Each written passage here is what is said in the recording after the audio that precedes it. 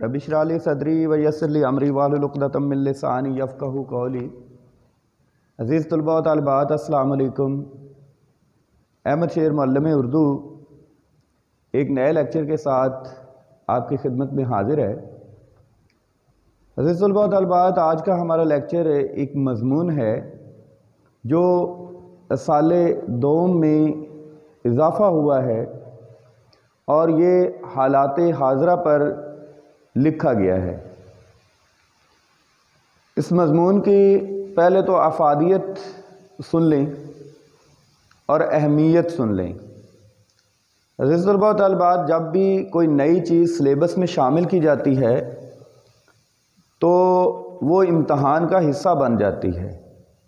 तो आज का जो हमारा टॉपिक है, हमारा मौजू है, इम्तहानी नुक्ता नज़र से वो बहुत ही अहम और तवज्जो तलब है।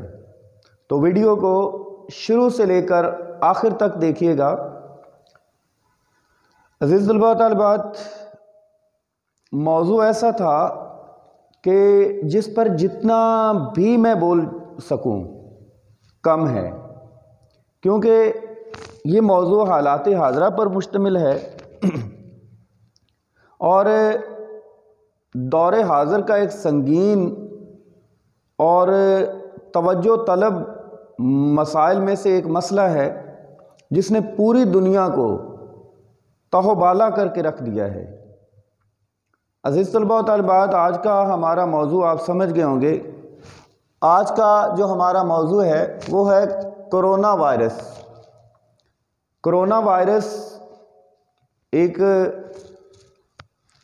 आलमी वबा, जिसको आलमी इदारा सेहत ने आलमी वबा करार दे दिया है, दौरे हाज़र का एक ऐसा ला यनहल मसला है, ना हल होने वाला मसला है, जिसने आज के दौर के तरक्की याफ्ता इंसान को मफलूज करके रख दिया है। इंसान मादी तौर पर इतनी तरक्की कर चुका है, लेकिन इसके बावजूद वो इस छोटी सी बीमारी के आगे बेबस और लाचार नज़र आ रहा है। जहाँ तक फितरत का ताल्लुक़ है तो ये बीमारी कोई नई चीज़ नहीं है, बल्कि मुख्तलिफ़ ज़मानों में मुख्तलिफ़ कौमों पर अज़ाब इलाही की सूरत में ये बीमारियां नाज़िल होती रहीं और उन बीमारियों के फैलने की वजह या उन बीमारियों के नाज़िल होने की वजह दरअसल उस कौम के आमाल होते थे। हदीस कुदसी भी है जिसका मफ़हूम है कि जब कौम में फ़हाशी और बेहयाई फैल जाती है तो फिर वहाँ पर ऐसी ऐसी बीमारियाँ जन्म लेती हैं जिनका कोई इलाज नहीं होता। अगर हम हदीस के मुताबिक देखें तो वाकई ये एक बीमारी जो है, ये एक ऐसी बीमारी है जो हमारे आमाल की बदौलत अल्लाह ताला ने हम पर नाजिल की है, क्योंकि फितरत अफराद से अगमाज़ तो कर लेती है, फितरत अफराद से अगमाज़ तो कर लेती है, पर करती नहीं मिल्लत के गुनाहों को कभी माफ़। अल्लाह ताला जो है ना, वो अफराद से उसके रहीमी और करीमी, उसकी रहमत अफराद पर ज़रूर होती है, लेकिन जब हम एतदाल से आगे बढ़ जाते हैं, जब हम हुदूद को पामाल करना शुरू कर देते हैं, हम हद से तजावुज़ करते हैं, तो फिर अज़ाब इलाही की सूरत में कोई ना कोई अज़ाब हम पर मुसल्लत हो जाता है। तहकीक के बाद ये पता चला है कि ये एक अज़ाब से कम नहीं है, गो कि ये बीमारी इतनी नुकसानदेह भी नहीं, लेकिन इस बीमारी के भयानक असरात ने पूरी दुनिया को अपाहिज बना कर रख दिया, मफलूज बना कर रख दिया है। और इस बीमारी की सरासीमगी और ख़ौफ का आलम यह है कि दुनिया के बड़े बड़े ममालिक भी इस वक्त इसकी लपेट में हैं और दिवालिया हो चुके हैं, और اس بیماری پر قابو پانے سے قاصر ہیں، وہ اپنے تمام تر وسائل کو بروئے کار لاتے ہوئے اس پر جو ہے قابو پانا چاہتے ہیں، لیکن وہ اس پر قابو نہیں پا سکے اور تاحال اس کا ابھی تک علاج بھی دریافت نہیں ہو سکا۔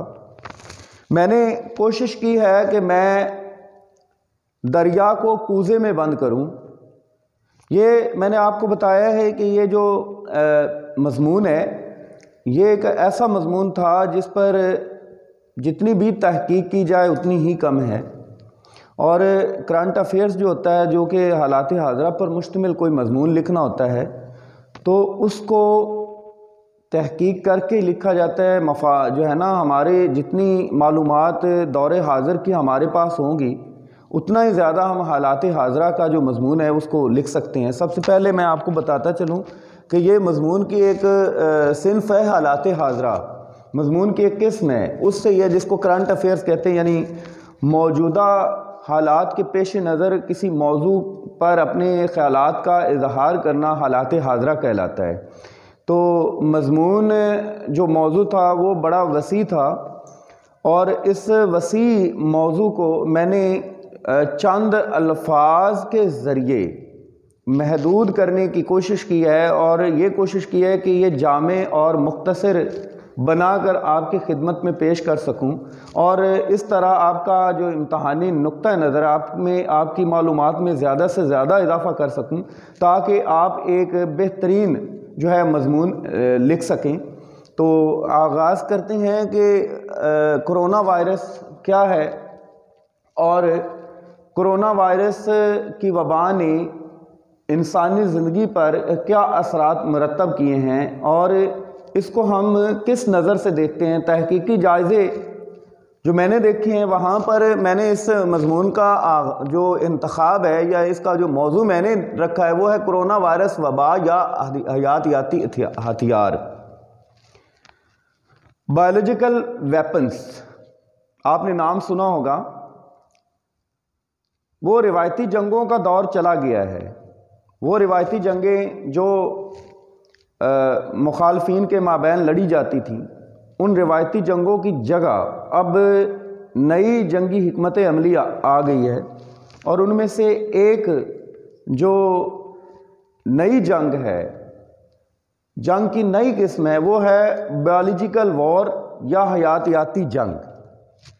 تو کچھ مضامین ایسے بھی میں نے اپنی نظر میں دیکھے جو اس کرونا وائرس کو وبا کی بجائے حیاتیاتی جنگ قرار دے رہے تھے۔ لہٰذا اب اس مضمون کو میں نے دونوں پہلوؤں سے آپ کی خدمت میں پیش کرنا ہے۔ ہم دونوں پہلوؤں سے ہی اس کا جائزہ لیں گے کہ یہ ایک وبا ہے یا واقعی ایک جو خود ساختہ ایک بایولوجیکل ویپن تیار کیا جاتا ہے، حیاتیاتی ہتھیار ہے، یہ کیا ہے۔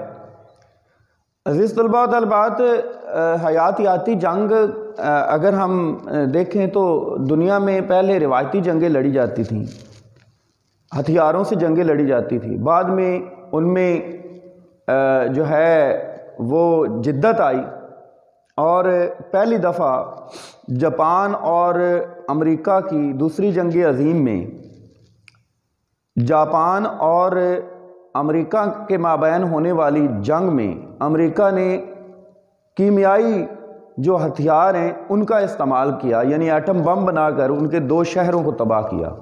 اس کے بعد جو کیمیائی ہتھیاروں کی دوڑ ہے وہ لگ گئی، اور جو سپریمیسی رکھتی ہیں قوتیں، وہ ممالک جن کی دنیا میں اجارہ داری ہے اور جن کو ویٹو کا حق بھی حاصل ہے، جن میں امریکہ، برطانیہ، فرانس، چین اور روس شامل ہیں، ان ممالک نے پھر دیکھا دیکھی کیمیائی ہتھیاروں کی طرف توجہ مبذول کی۔ دوسری جنگ عظیم کے بعد میری تحقیق کے مطابق یہ کیمیائی جو ہتھیار تھے تقریباً 5 ممالک نے اس کے ہونے کا دعویٰ کیا، ان میں یہی ممالک ہیں جن کا نام میں نے ابھی گنوایا ہے۔ تاہم بعد میں ان میں کچھ اور ممالک کا اضافہ بھی ہوا، جن میں دو روایتی دشمن ممالک بھارت اور پاکستان بھی تھے۔ بھارت نے 1998 میں 3 ایٹمی دھماکے کر کے اپنی ایٹمی قوت ہونے کا اعلان کیا۔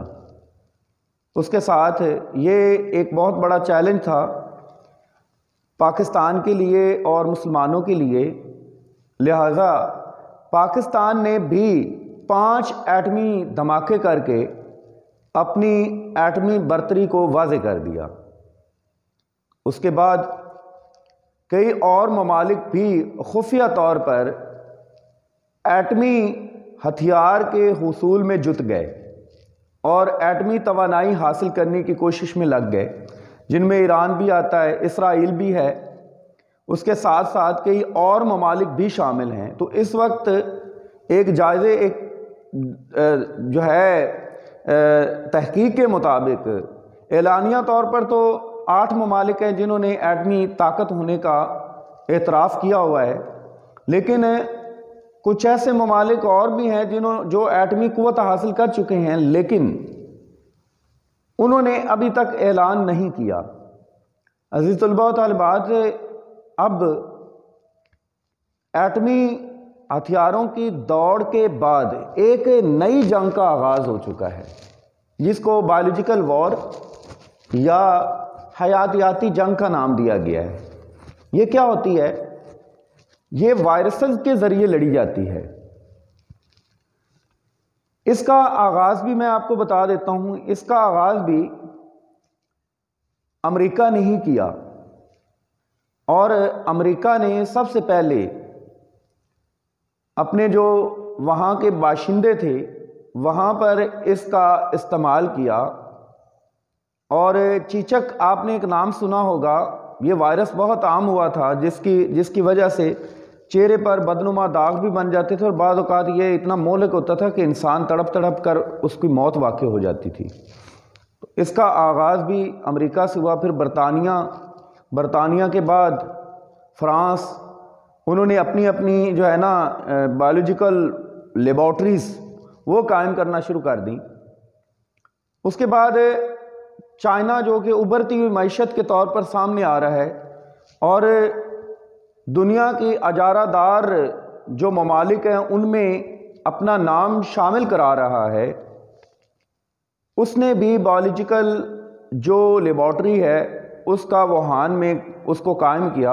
اور یہ میں آپ کو ایک بڑی پتے کی بات بتا رہا ہوں کہ اس لیبارٹری کو ہر ملک کو یہ اجازت حاصل ہے، وائرس پر تحقیق کی جاتی ہے اور کچھ خود ساختہ وائرس بنائے جاتے ہیں۔ اچھا، میں یہ بھول گیا تھا، آپ کو یہ بتانا چاہتا تھا کہ وائرسز خود ساختہ ہوتے ہیں، یعنی خود لیبارٹریز میں جو ہے نا ان کو بنایا جاتا ہے، تخلیق کیا جاتا ہے، انسان خود اس کو تخلیق کرتا ہے، اور اس کے بعد اس کو جس ملک کو، جس قوم کو نقصان پہنچانا ہوتا ہے اس میں اس کو چھوڑ دیا جاتا ہے، اور وہ طرح طرح کی بیماریاں پھیلا کر اس کی معیشت کو، اس کو تباہ کر دیتا ہے۔ یہ ایک ایسی خفیہ جنگ ہے جو انتہائی خطرناک اور امن کی دشمن ہے۔ اور آج اس حیاتیاتی جو بایولوجیکل ویپنز ہیں ان کو حاصل کرنے والے ممالک میں بھی امریکہ، برطانیہ، اسرائیل، بھارت اور اس کے ساتھ ساتھ جو ہے چائنا بھی شامل ہو چکا ہے۔ رشیا بھی اپنی لیبارٹری میں اس کے تجربات کر رہا ہے۔ ایک بڑی مزے کی بات ہے کہ مختلف جو بایولوجیکل وار یا بایولوجیکل ویپنز بنائے جاتے ہیں یا وائرسز خود ساختہ تیار کیے جاتے ہیں، ان کا تعمیری مقصد اگر دیکھا جائے تو یہ اس مقصد کے لیے بنائے جاتے ہیں کہ یہ بیماری، کسی بھی انجانی بیماری کو جو ہے ختم کرنے کے لیے ان کو بنایا جاتا ہے۔ تاہم اس کا جو منفی استعمال ہے وہ یہ ہے کہ انہی ویپنز کو، انہی وائرسز کو کسی ملک کو یا کسی قوم کو تباہ کرنے کے لیے بھی استعمال کیا جاتا ہے۔ اس کو کہتے ہیں بایولوجیکل وار یا حیاتیاتی جنگ۔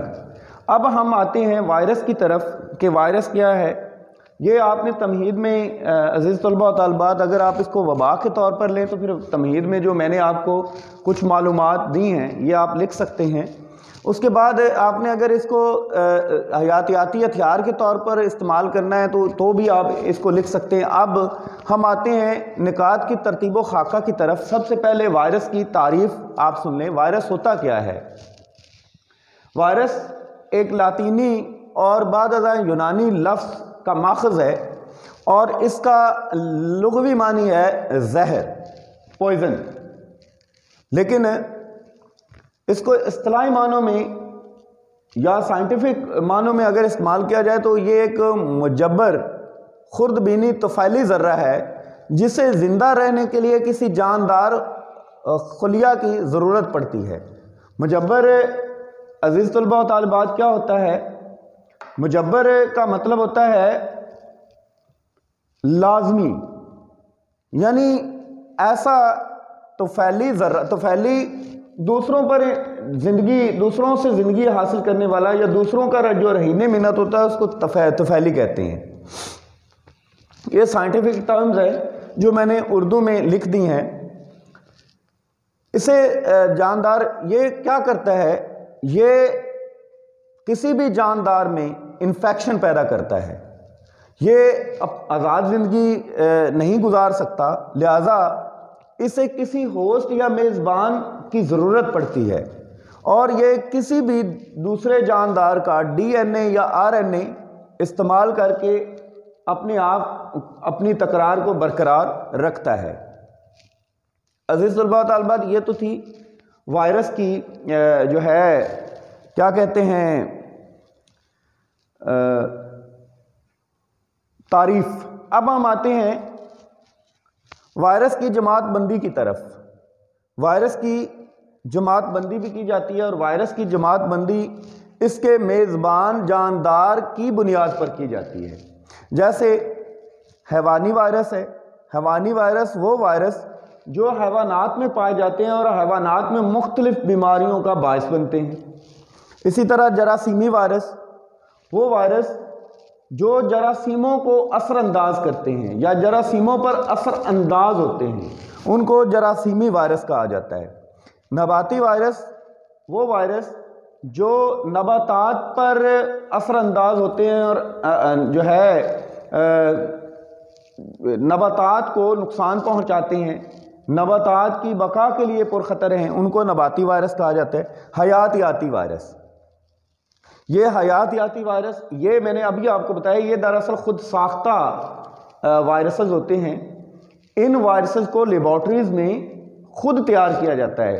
سائنسدان مختلف میں نے آپ کو بتایا مختلف ممالک کی لیبارٹریز ہیں جہاں پر ایسے حیاتیاتی وائرسز جو ہیں وہ تیار کیے جا رہے ہیں اور ان کا اگر مثبت استعمال کیا جائے تو یہ مختلف آنے والی مختلف کی کسی بھی بیماری کے لیے قوت مدافعت کے لیے بنائے جاتے ہیں اور ان کو جو ہے ویکسینیشن میں استعمال کیا جاتا ہے۔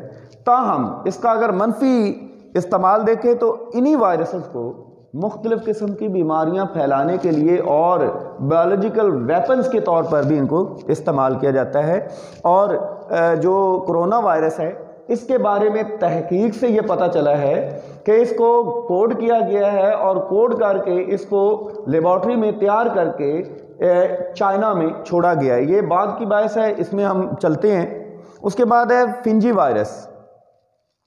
فنجی وائرس وہ وائرس جو فنجی سے حاصل کیے جاتے ہیں اور پیدا ہوتے ہیں اور فنجی سے تیار ہوتے ہیں۔ بیکٹیریوفیج وائرس، بیکٹیریا سے تیار کیے جانے والے جو یا بیکٹیریا پر اثر انداز ہونے والے جو وائرسز ہیں ان کو بیکٹیریوفیج وائرس بولا جاتا ہے۔ میں نے آپ کو بتایا کہ وائرس کی جماعت بندی بھی میزبان خلیے سے کی جاتی ہے۔ عزیز طلباء و طالبات اب ہم چلتے ہیں کرونا وائرس کی تاریخ کی طرف یا وائرسز کی تاریخ کی طرف کہ جو وائرسز ظہور عام ہوئے اور جو دنیا میں جو ہے منظر عام پر آئے وہ کون کون سے تھے۔ تو ان میں 1930 میں ایک وائرس دریافت ہوا تھا جو مرغیوں میں پایا گیا اور مرغیاں جو ہے وہ کئی مرغیاں جو ہیں اس وائرس سے ہلاک ہوئی۔ اس کے بعد 1940 میں ایک وائرس جو ہے وہ چوہوں میں دریافت ہوا، اور یہ آپ نے طاعون بیماری سنی ہوگی، یہ طاعون بیماری اسی وائرس سے پھیلی تھی۔ اس کے بعد ہے جی 1960 میں ایک وائرس انسانوں میں پایا گیا، اور جب اس کی تشخیص ہوئی تو اس کو کرونا وائرس کا نام دیا گیا۔ عزیز طلباء و طالبات، 1960 سے لے کر 2019 تک جو وائرسز ایجاد ہوئے، سائنسدانوں نے جو دریافت کیے، وہ کون کون سے ہیں، ان کے سائنٹیفک نام بھی میں نے لکھ دیے ہیں۔ 1960 میں ایک وائرس دریافت ہوا تھا جو کہ انسانوں میں پایا گیا تھا، اور اس وائرس سے کئی ہلاکتیں ہوئیں، اور یہ بھی عالمی وبا پھیلانے کا باعث بنا۔ اس وائرس کو کرونا OC43 اور 229E کا نام دیا گیا۔ اس کے بعد 2003 میں ایک اور وائرس منظر عام پر آیا جس نے عالمی وبا کی صورت اختیار کی، اور اس وائرس کو سائنسدانوں نے کووڈ سارس کا نام دیا۔ کووڈ سارس نے بھی عالمی سطح پر تباہی پھیلائی۔ اس کے بعد 2005 میں پھر ایک وائرس منظر عام پر آیا۔ سائنسدانوں نے اس کو جو سائنٹیفک نام دیا وہ ہے HKU1۔ اس کے بعد 2012 میں پھر ایک وائرس منظر عام پر آیا جس کو کووڈ مرس کا نام دیا گیا، کووڈ MERS، کووڈ مرس۔ یہ 1960 سے لے کر 2012 تک جتنے بھی وائرسز دریافت ہوئے یا جو وائرسز پیدا ہوئے، انہوں نے محدود سطح پر تباہی پھیلائی، اور سائنسدانوں نے تجربات سے ان کی ویکسینیشن کر کے ان کو کنٹرول میں لے لیا، ان پر قابو پا لیا۔ اس کے بعد 2019 میں ایک اور وائرس انہی کی اقسام میں سے، انہی کی جاتی میں سے جو ہے ایک اور وائرس جو ہے وہ دریافت ہوا جس کو نوول کووڈ-19 کا نام دیا گیا۔ کو سے مراد ہے کرونا، VI سے مراد ہے وائرس، اور D سے مراد ڈیزیز یعنی بیماری۔ اب ہم اس وائرس کو جو ہے اگر تحقیقی طور پر اس کی تعریف کریں تو میں نے آپ کو بتایا ہے نوول، اس کو جو نام دیا گیا وہ نوول کرونا وائرس کا نام دیا گیا۔ نوول لاطینی زبان کا لفظ ہے اور اس کا مطلب ہوتا ہے نیا یا انوکھا۔ یہ جو 1960 سے 2012 تک وائرسز آئے تھے، یہ سارے کے سارے ایک وائرس جو تھا، یعنی جو 1960 میں پیدا ہوا یا 1960 میں دریافت کیا گیا، 2003 میں سارس جو وائرس ہوا اس کی اور اس کی علامات دونوں کی ایک جیسی تھی، اور دونوں میں ایک ہی کوڈ یا کوڈ کا تھوڑا بہت فرق تھا، اس وجہ سے اس کو کنٹرول کر لیا گیا۔ اس کے بعد یہ ہوا تو اس میں اور اس میں کچھ کوڈ مشترک تھے، اس کو بھی وہ جو ہے کور کر لیا گیا، اور 2012 میں جو خصوصیات تھیں وہ ان تینوں کی خصوصیات پائی جاتی تھی، لہذا اس کو بھی کنٹرول کر لیا گیا۔ لیکن جب 2019 میں کووڈ آیا، کرونا وائرس، یہ ایک نئی قسم کا وائرس تھا، ایک ایسا وائرس جو ان تمام وائرسز کی جات میں سے تھا، ان کی ہی جو ہے وہ کیٹیگری میں آتا ہے، لیکن اس کا جو کوڈ تھا وہ ان سے بالکل مختلف تھا۔ یہی وجہ ہے کہ آج تک اس وائرس کے کوڈ تک کسی سائنسدان کی رسائی نہیں ہو سکی، اور یہی وجہ ہے کہ اس کو نوول کا نام دیا گیا، یعنی ایک انوکھا نیا وائرس جس کی جو دنیا میں پہلے نہیں پایا جاتا تھا، اور نئے وجود کے ساتھ دنیا میں ظہور پذیر ہوا۔ اس سے مراد 2019 میں پیدا ہونے والا ایک نیا اور انوکھا خاص قسم کا نمونیا ہے۔ یہ وائرس نمونیا کا باعث بنتا تھا جو پھیپھڑوں کو متاثر کرنے کے ساتھ ساتھ انسانی دفاعی نظام کو تباہ کر دیتا ہے۔ یہ ہے جی کرونا وائرس کی تعریف۔ اب ہم آتے ہیں یہ کہاں سے اس کا آغاز ہوا۔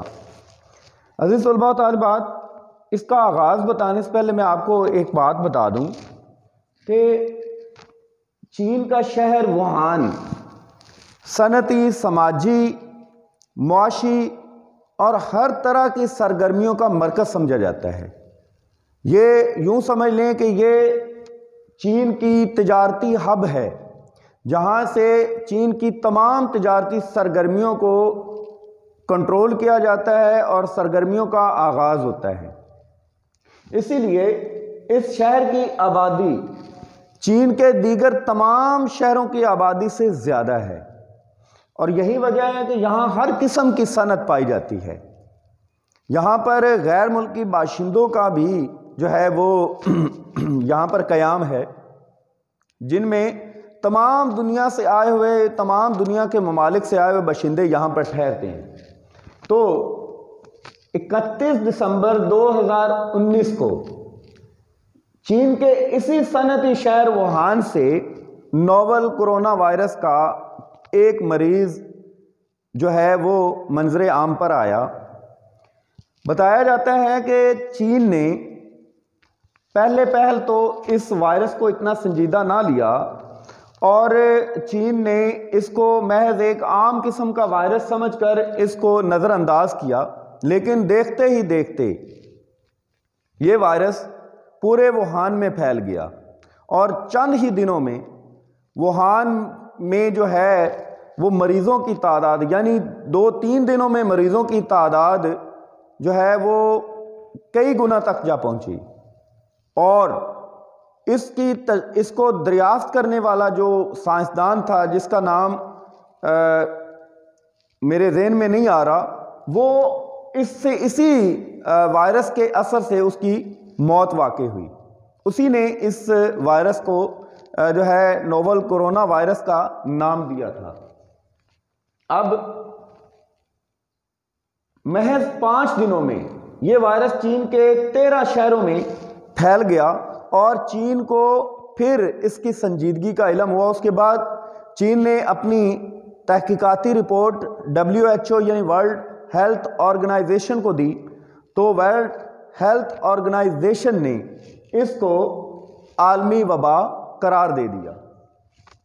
اس کے بعد چین کے 13 شہروں میں ایمرجنسی کا نفاذ ہو گیا، اور چین نے محض 6 دنوں میں 1000 بیڈ پر مشتمل جو ہے پہلا ہسپتال نوول کورونا وائرس کا جو ہے وہ بنا دیا۔ اس کے بعد یہ یورپ میں پھیل گیا، اور یورپ میں اس نے تباہی مچا دی۔ اس کے سب سے بڑے جو مراکز تھے وہ اٹلی، فرانس، بیلجیم اور دیگر یورپی ممالک تھے، لیکن اس نے جہاں پر تباہی پھیلائی ہے وہ امریکہ اور اٹلی ہیں۔ اس وقت کے سب سے بڑے جو ممالک اس سے متاثر ہوئے وہ اٹلی اور امریکہ ہیں۔ اس کے بعد عزیز طلباء و طالبات، یہ وائرس پوری دنیا میں پھیل گیا۔ سائنسدان انگشتے بدندہ رہ گئے، اور اتنے بڑے بڑے دعووں کے باوجود بھی انسان کی ساری سائنس دھری کی دھری رہ گئی۔ اس سے ایک وائرس نے انسان کو اس کی اوقات یاد دلا دی، اور انسان کو اپنی حیثیت کا اندازہ ہو گیا کہ وہ ایک چھوٹی سی بیماری کے سامنے بھی بے بس ہے، اور اللہ تعالیٰ کی ذات واقعی ہی بہت بڑی ہے۔ عزیز طلباء و طالبات، یہ وائرس ایک پیغام ہے فطرت کی طرف سے ہمیں سمجھانے کے لیے کہ دیکھیں چین کتنا بڑا شہر، کتنا بڑا ملک ہے، کتنا ترقی یافتہ ملک ہے، لیکن جو ہے وہ اس وائرس کے سامنے بے بس ہو گیا تھا۔ ایک دفعہ اس کا وہ مفلوج ہو کر رہ گیا تھا۔ تاہم چین ہی وہ پہلا ملک تھا جس نے اس وائرس سے نجات حاصل کی، اور اب چین کی جو سرگرمیاں ہیں وہ پوری طرح سے بحال ہو چکی ہیں۔ گو کہ وائرس جو ہے وہ اب بھی موجود ہے، لیکن اب چین مکمل طور پر اس وائرس کو ناکام بنانے میں خود کفیل ہو چکا ہے۔ عزیز طلباء و طالبات، اس کا آغاز کیوں، کیسے، چین ہی کیوں اس کا نقطہ آغاز بنا؟ تو اس میں مختلف قیاس آرائیاں کی گئیں۔ ان قیاس آرائیوں میں یہ بھی بتایا گیا کہ ووہان جو شہر ہے، یہاں پر فوڈ کی ایک بہت بڑی مارکیٹ ہے، جہاں پر مختلف جانوروں کا گوشت مردہ اور زندہ بیچا اور فروخت کیا جاتا ہے، حاصل کیا جاتا ہے۔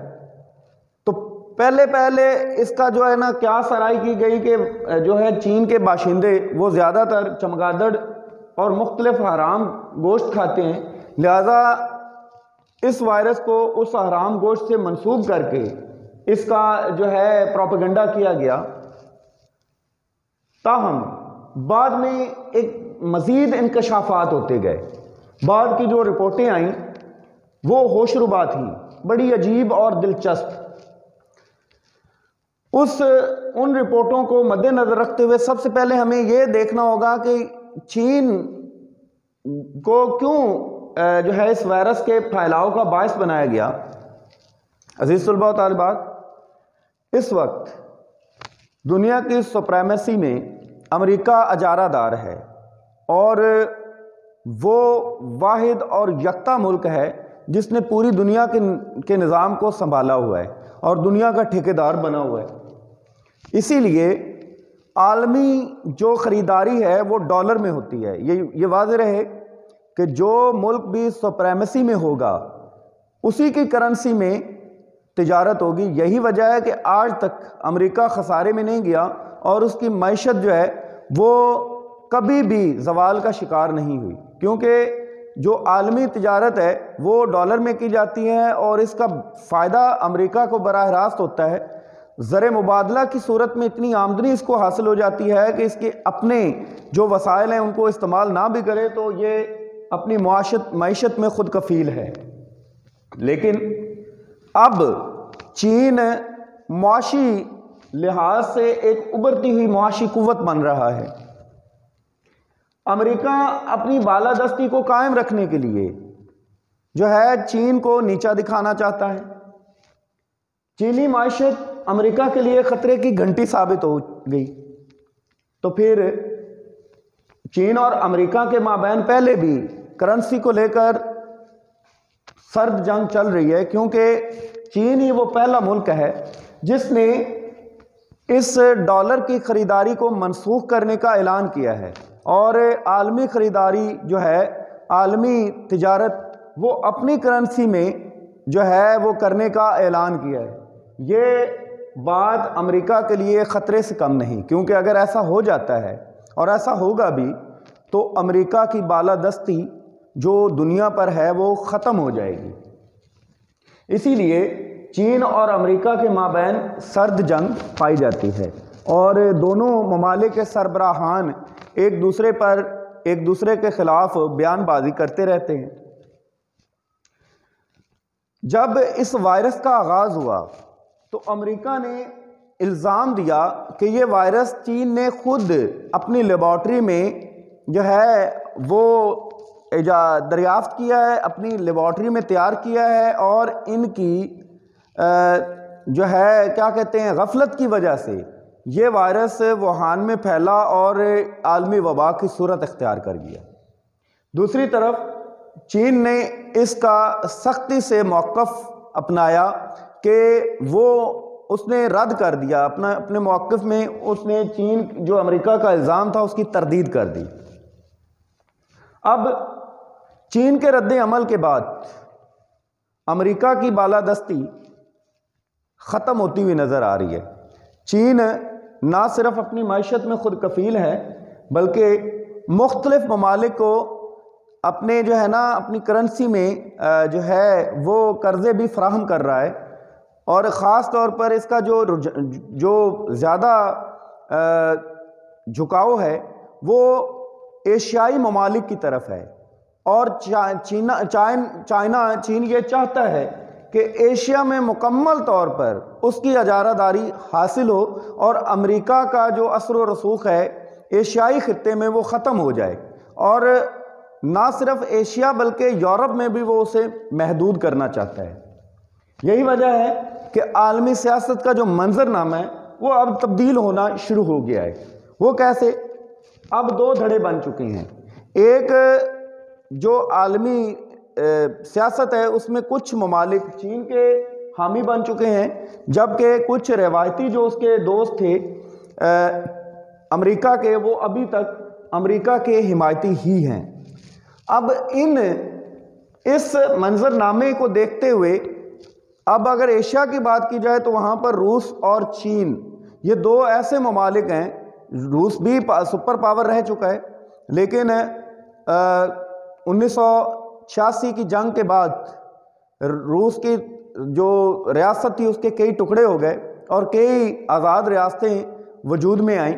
اس کے بعد روس بھی اپنی اس جو ہے زوال کا جو الزام ہے وہ امریکہ کو دیتا ہے، کیونکہ امریکہ کی جو CIA تھی وہ اس کے پیچھے تھی۔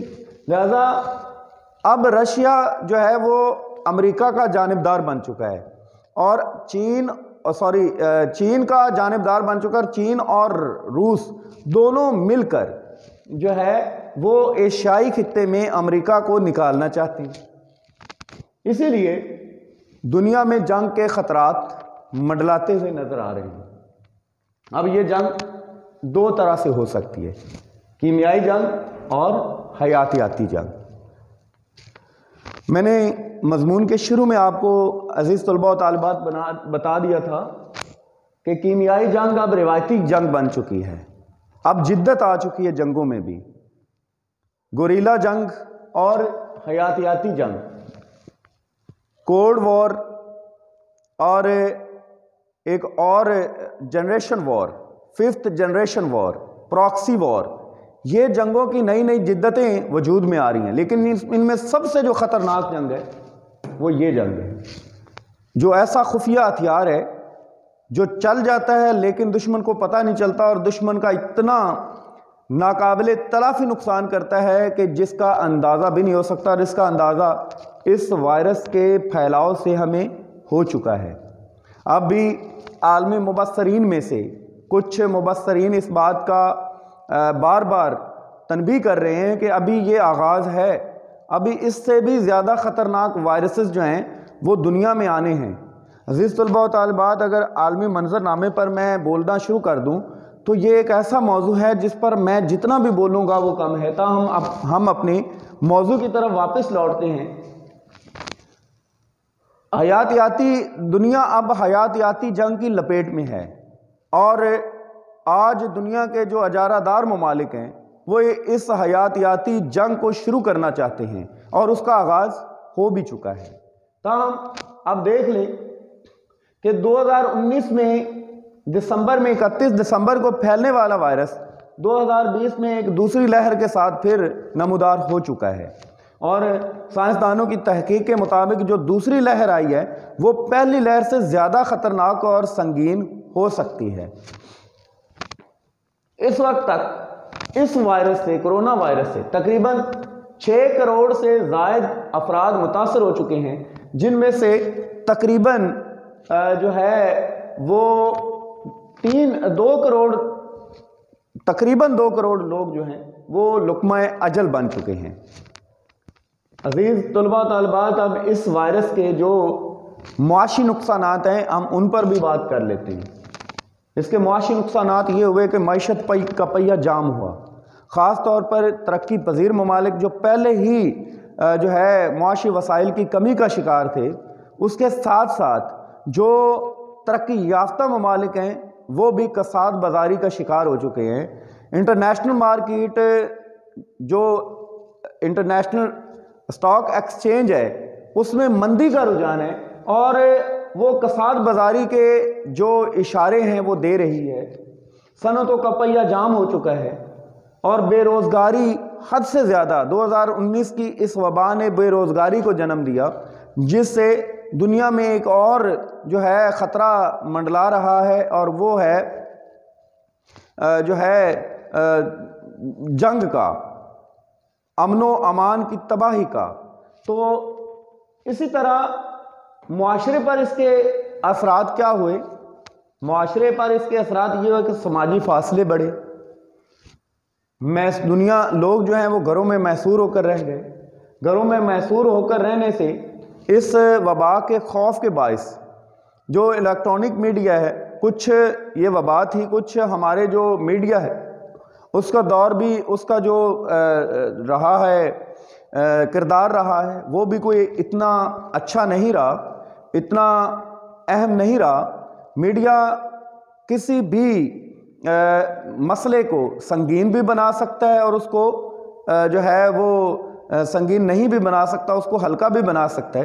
لیکن آج کا جو میڈیا ہے رینکنگ کے چکر میں، آج کا جو میڈیا ہے وہ مرچ مسالہ لگا کر خبروں کو اس طرح سے نشر کرتا ہے کہ اس کے نتائج انتہائی سنگین اور خوف کی علامت بن جاتے ہیں. یعنی ہمارا میڈیا جو ہے وہ کوئی اہم کردار ادا نہیں کر رہا. خاص طور پر میں کسی بھی اور ملک کے میڈیا کی بات نہیں کروں گا، میں اگر پاکستانی میڈیا کی بات کروں تو پاکستانی میڈیا جو ہے وہ کسی سے کم نہیں ہے.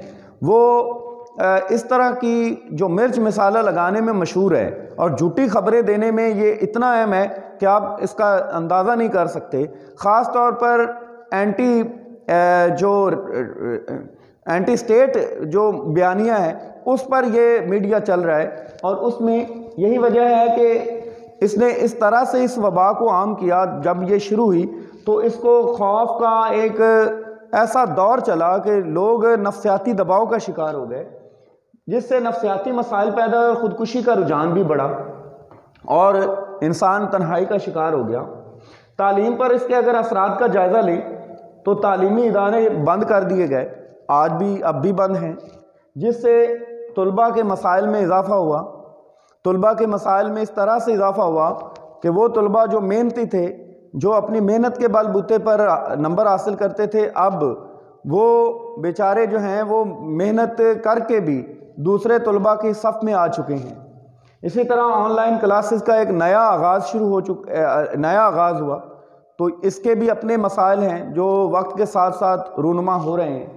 پرائیویٹ اساتذہ جو تھے، خاص طور پر بہت سارے اسکول اور کالج جو چھوٹے تھے، ہمارا چونکہ جو ملک ہے پاکستان، اس میں جو ہے تعلیمی ڈھانچہ ویسے ہی اتنا استوار نہیں ہے، اتنا مضبوط نہیں ہے، اور خاص طور پر جو چھوٹے پرائیویٹ اسکولز تھے یا کالجز تھے، ان کو اس مسئلے کی وجہ سے بہت زیادہ دباؤ کا شکار ہونا پڑا، سنگین صورتحال سے دوچار ہونا پڑا، جس سے بہت سارے پرائیویٹ اساتذہ جو ہیں وہ بے روزگار ہو گئے اور ان کی کثیر تعداد جو ہے وہ غربت کی چکی میں پسنے لگی. جبکہ پرائیویٹ اساتذہ کے حالات پہلے بھی کچھ اچھے نہیں ہیں پاکستان میں. تعلیمی ڈھانچے کی تباہی جو ہے یہ مسئلہ بن چکا ہے. عزیز طلباء و طالبات، اب ہم آتے ہیں اس کی علامات کون کون سی تھیں. بخار، کھانسی، سانس لینے میں دشواری، اسہال یعنی پیچش، سخت نمونیا. بیماری کی شدت میں سخت نمونیا جو سانس میں دشواری کا باعث بنتا ہے اور یہی انسان کی موت کا باعث بنتا ہے. احتیاطی تدابیر میں سب سے زیادہ سماجی فاصلے کو اپنایا جاتا ہے، ماسک کا استعمال عام کیا گیا، ہاتھوں کو بار بار دھونے کا، سینیٹائزر کا استعمال اور جراثیم کش ادویات کا چھڑکاؤ جو ہے وہ اس کی احتیاطی تدابیر ہیں. جبکہ اس کا علاج ابھی تک دریافت نہیں ہو سکا. تاہم اب کچھ خوش آئند خبریں جو ہیں وہ موصول ہو رہی ہیں کہ کچھ ممالک نے ویکسینیشن پر باقاعدہ جو ہے ٹرائل شروع کر دیے ہیں، اور کچھ ممالک میں خبر ہے کہ ویکسینیشن شروع بھی ہو گئی ہے. لیکن اس کے کیا اثرات نکلتے ہیں اور کیا اس کے نتائج برآمد ہوتے ہیں وہ ابھی تک ہم نہیں کہہ سکتے. لیکن یہ ہے کہ 2021 کے اوائل تک امکان ہے کہ کوئی نہ کوئی دوا جو ہے وہ بن جائے گی. اس سارے جو مضمون ہے اس کا لب لباب کیا ہے؟ اگر ہم اس کو وبا سمجھیں تو بھی، اور اگر ہم اس کو حیاتیاتی ہتھیار سمجھیں تو بھی، دونوں صورتوں میں انسان کا مستقبل تاریک دکھائی دے رہا ہے. خدا نخواستہ خاکم بدہن اگر اس طرح کو کوئی اور وائرس اس سے بھی خطرناک، جیسا کہ تجزیے کیے جا رہے ہیں، خاص طور پر میں ایک نام لوں گا، ان کا انٹرویو بھی آیا ہے، بل گیٹس نے یہ دعویٰ کیا ہے کہ یہ ایک ٹرائل ہے، اس سے بھی بڑا ایک خطرہ انسانیت کو لاحق ہو سکتا ہے، اور اس سے بھی زیادہ خطرناک وائرسز جو ہیں وہ دنیا پر اٹیک کر سکتے ہیں۔ تو یہ ایک اور کسی اور پہلو کی طرف بھی اشارہ کر رہے ہیں یہ چیزیں۔ تو بہرحال دونوں صورتوں میں انسان کا مستقبل جو ہے وہ تاریک ہے، اور اگر بایولوجیکل ویپنز یا خود ساختہ وائرس انسان بنا رہا ہے تو وہ اپنی بقا کا خود قاتل ہے، وہ خود اپنی بقا کو خطرے میں ڈال رہا ہے۔ عزیز طلباء و طالبات، انسان غافل رہا ہے اور غفلت کا شکار رہا ہے۔ غفلت میں اس نے ایسے ایسے فیصلے کیے جس کی وجہ سے عذاب الہی کا بھی شکار ہوا، اور کبھی کبھی خود اس نے اپنے آپ کو تباہ کر لیا، جیسے دوسری جنگ عظیم کی المناک صورت آپ کے سامنے ہے۔ تو اللہ تعالیٰ سے دعا ہے کہ اللہ تعالیٰ اگر ایسی وبائیں ہیں تو ہمیں ایسی وباؤں سے محفوظ رکھے، ہمارے اور نسل انسانی کی بقا کو قائم رکھے، اور اللہ تعالیٰ ہمیں ہدایت عطا فرمائے تاکہ ہم جو ہے نا وہ عذاب الہی کا شکار نہ ہوں۔ وما علینا الا البلاغ المبین۔ عزیز طلباء و طالبات، آپ کو یہ لیکچر بے حد پسند آیا ہوگا، دعاؤں میں مجھے یاد رکھیے گا۔ میں نے آپ کو پہلے بتایا ہے کہ لیکچر کی طوالت بہت زیادہ تھی، لیکن میں نے اس کو مختصر الفاظ میں اور جامع الفاظ میں آپ کے سامنے بیان کر دیا ہے۔ کمنٹ ضرور دیجیے گا، اور اگر آپ نے سبسکرائب نہیں کیا چینل تو سبسکرائب ضرور کیجیے گا۔ وما علینا الا البلاغ المبین۔